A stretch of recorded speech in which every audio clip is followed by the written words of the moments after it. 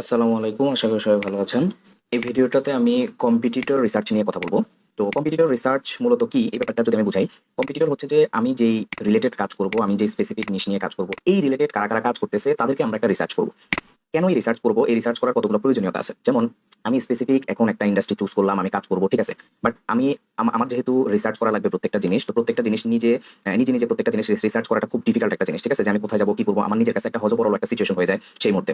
এইজন্য আমার রিলেটেড যারা কাজ করতেছে, তারা কিভাবে কাজ করতেছে, কোন ইন্ডাস্ট্রি নিয়ে কাজ করতেছে, কোন অডিয়েন্সদের সাথে কাজ করতেছে, এই ব্যাপারগুলো আমি খুঁজে বাহির করব, ঠিক আছে। যেমন আমি এই যে এক্সাম্পল অফ আইডিয়াল প্রোফাইলস এর যে কিছু প্রোফাইল আমি দেখাইছিলাম যে আ আ যে আমি কিন্তু বেশিরভাগ যেই রিলেটেড জিনিসগুলো দেখাইছিলাম সবগুলো আমার রিলেটেড। যেমন আমি ডিজাইন রিলেটেড কাজ করি, ডিজাইন রিলেটেড। কারণ হচ্ছে যে আমি আমার কম্পিটিটরদেরকে রিসার্চ করি। রিসার্চ করে বাহির করি যে তারা কি করে, তারা কোন ইন্ডাস্ট্রি নিয়ে কাজ করে। যেমন একটা পিপল আমার মতোই যে একজন ডিজাইনার, সে দেখলাম যে রিয়েল এস্টেট ইন্ডাস্ট্রি নিয়ে কাজ করতেছে। তাহলে আমি বুঝে নিতে পারি যে হ্যাঁ, রিয়েল এস্টেট ইন্ডাস্ট্রিতে সে সাকসেসফুল হয়েছে, তার মানে এটা একটা সাকসেসফুল ইন্ডাস্ট্রি এবং আমি এটা নিয়ে কাজ করতে পারি।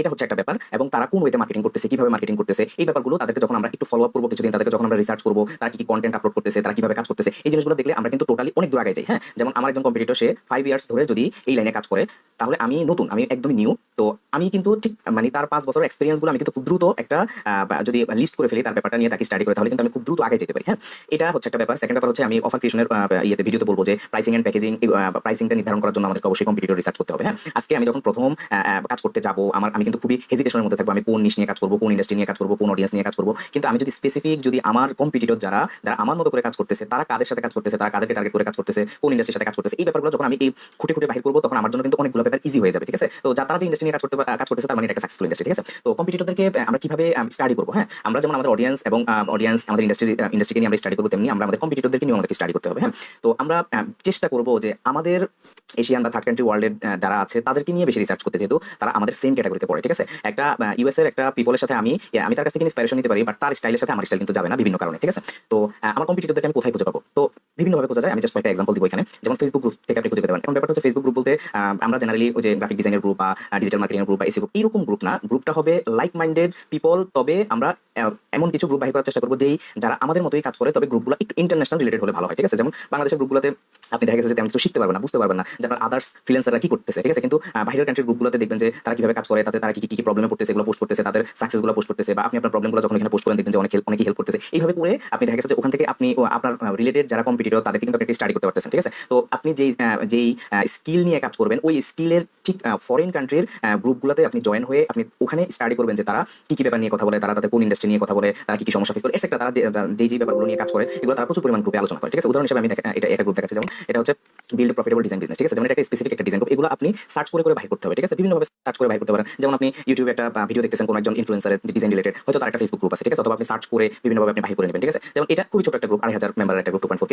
তো এটা একটা ডিজাইন রিলেটেড গ্রুপ, ঠিক আছে। এখন এখানে কিন্তু প্রচুর মানুষ বিভিন্নভাবে বিভিন্ন কথা বলতেছে, ঠিক আছে। বিভিন্ন কোশ্চেন করতেছে, বিভিন্ন জিনিস নিয়ে আলোচনা করতেছে, কে কোন প্রজেক্ট নিয়ে কাজ করতেছে, তারা কি পরিমাণ চার্জ করতেছে, এগুলো নিয়ে আপনি একটা ভালো পরিমাণ একটা ধারণা পাবেন। এবং তারা তাদের ক্লায়েন্টদের সাথে কিভাবে কাজ করতেছে, যেহেতু তারা যে ক্লায়েন্টের সাথে কাজ করতেছে, ভবিষ্যতে আপনিও ওই ক্লায়েন্টদের সাথেই কাজ করবেন, সেই জন্য আপনি আপনার কম্পিটিটররা কিভাবে কাজ করতেছে, তাদের সাথে কিভাবে কথা বলতেছে, এটসেট্রা অনেক জিনিস জানার জন্য আপনি রিলেটেড গ্রুপগুলোতে আপনি জয়েন হবেন, ঠিক আছে। এবং এই গ্রুপগুলোতে জয়েন হওয়ার বেনিফিট প্রথম হচ্ছে যে আপনি অনেক কিছু শিখতে পারতেছেন। আপনার স্পেসিফিক যে ইন্ডাস্ট্রিতে কাজ করতেছেন, ওই ইন্ডাস্ট্রি পিপলরাই কিভাবে কাজ করতেছে এটা শিখতেছেন।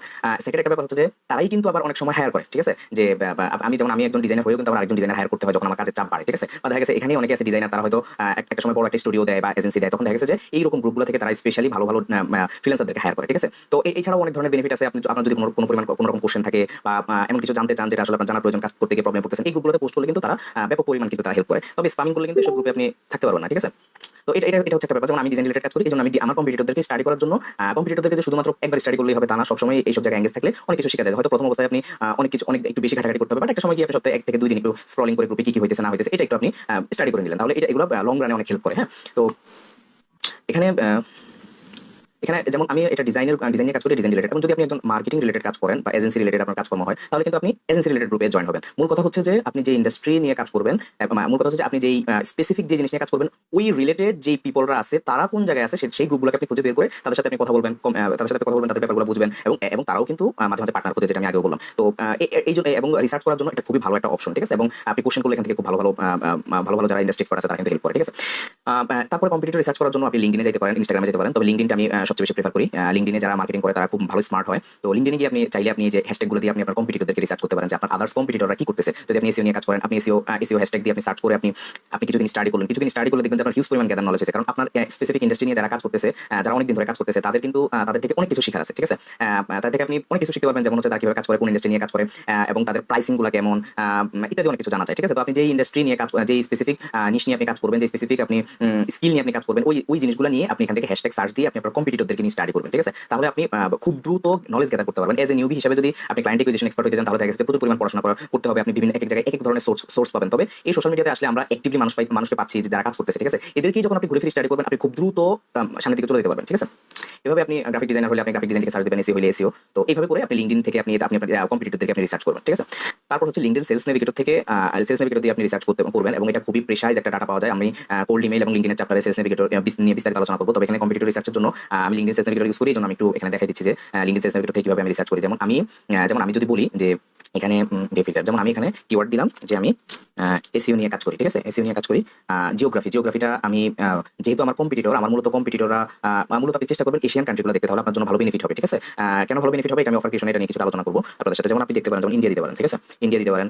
তারপরে হচ্ছে যে আপনি ফিলিপাইন দিতে পারেন, ঠিক আছে? তো ইন্ডাস্ট্রি আপনি 9 দিলেন, এখানে সিনিয়রিটি লেভেল ওনার দিলেন, তারপর হচ্ছে কোম্পানি হেডকাউন্ট 1 to 10, ঠিক আছে? এখানে 11 কে রেজাল্ট দেখাচ্ছে।